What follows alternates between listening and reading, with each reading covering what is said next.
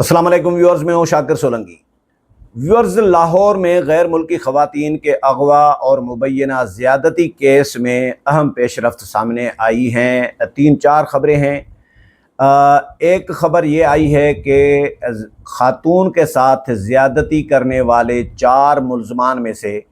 बल्कि 8 मुल्ज़मान में से 3 मुल्ज़मान का DNA जो है वो मैच कर गया है। ये पुलिस रिपोर्ट आई है, मीडिया रिपोर्ट में ये कहा गया है कि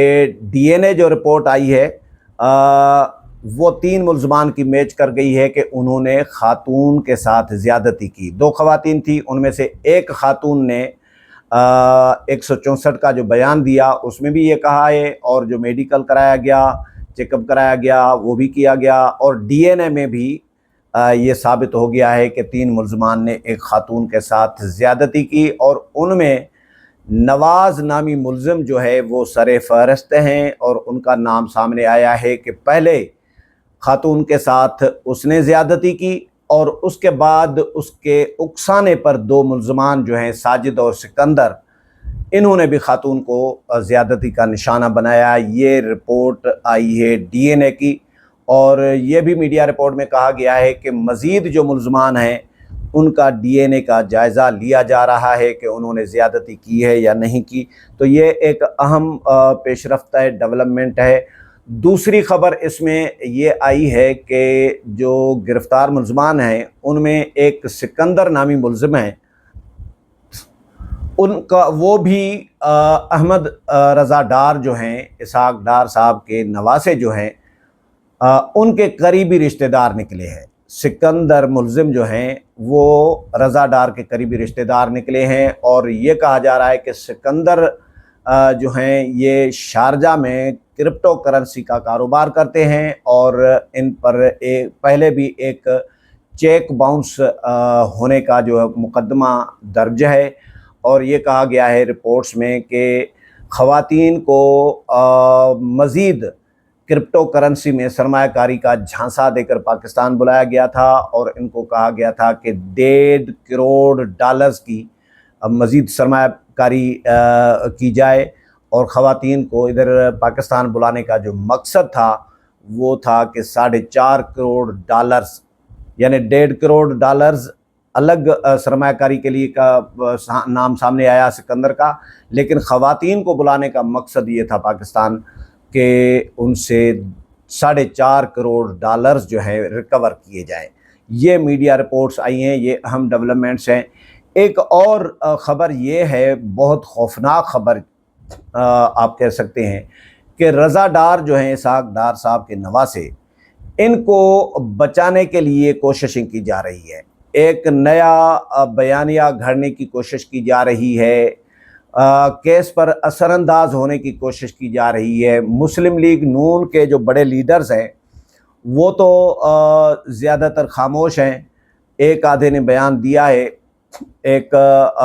राना सनाल्लाह का भी बयान आया था, उन्होंने भी कहा है कि ये ड्रामा शामा है, इस तरह का कोई बयान दिया है। लेकिन नून लीग के आने वाले दिनों में नून लीग के जो बाकी रहनुमा हैं वो भी इस पे बोलेंगे। आप देख लीजिएगा, जो जिस तरह की हवाओं का रुख मुझे नज़र आ रहा है,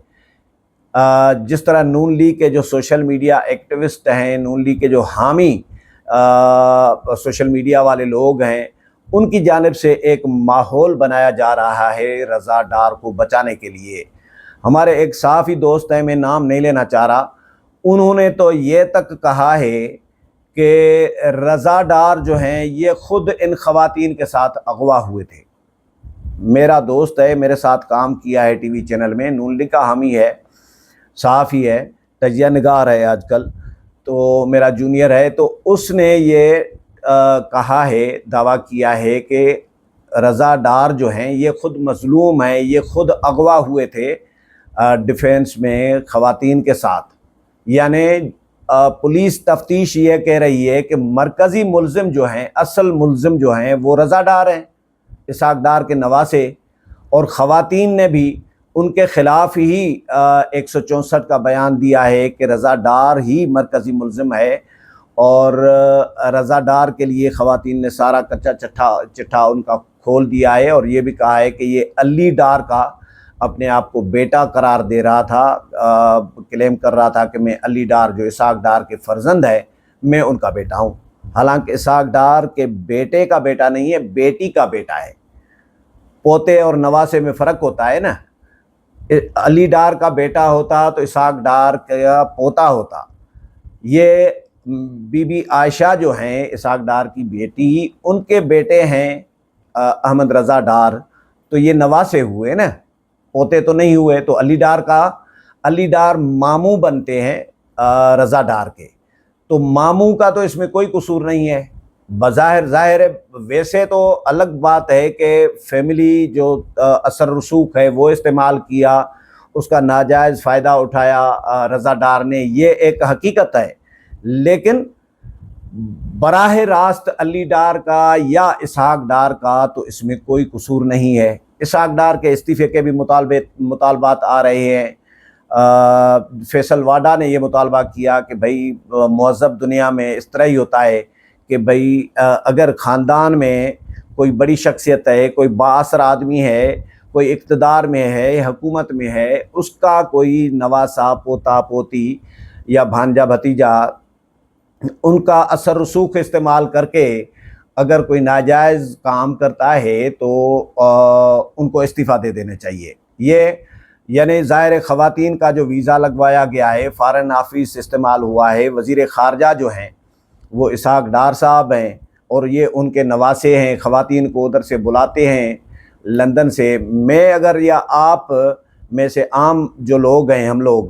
ہم اگر کسی خاتون کو باہر سے بلانا چاہیں تو کیا بلا سکتے ہیں؟ ویزا لگوا سکتے ہیں؟ ہم اپنا ویزا باہر جانے کے لیے نہیں لگوا سکتے،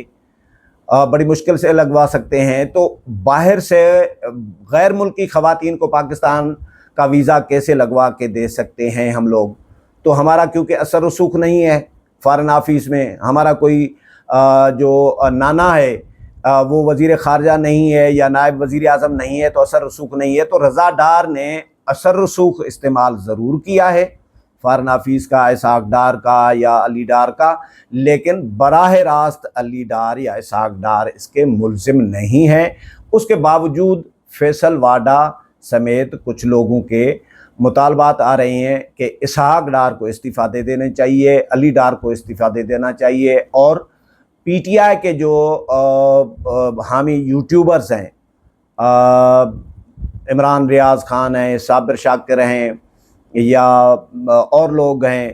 تو ان کی جانب سے بھی یہ مطالبات سامنے آ رہی ہیں کہ بھئی عدت میں نکاح کا معاملہ عدت میں ہونے کا تو بڑا انہوں نے شور مچایا تھا، بڑا ایشو اٹھایا تھا نون لیگ والوں نے، لیکن یہاں پہ تو باہر کی خواتین کو بلایا گیا ہے، غیر ملکی خواتین کو۔ پاکستان کی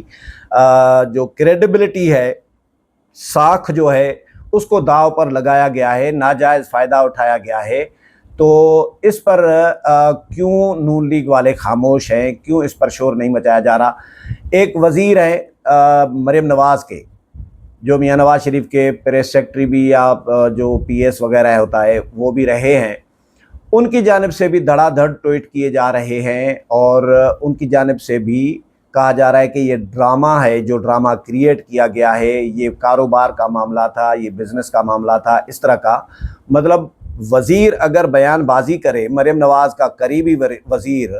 زکوٰۃ و عشر اور اس کا وزیر ہے، وہ اگر یہ بیان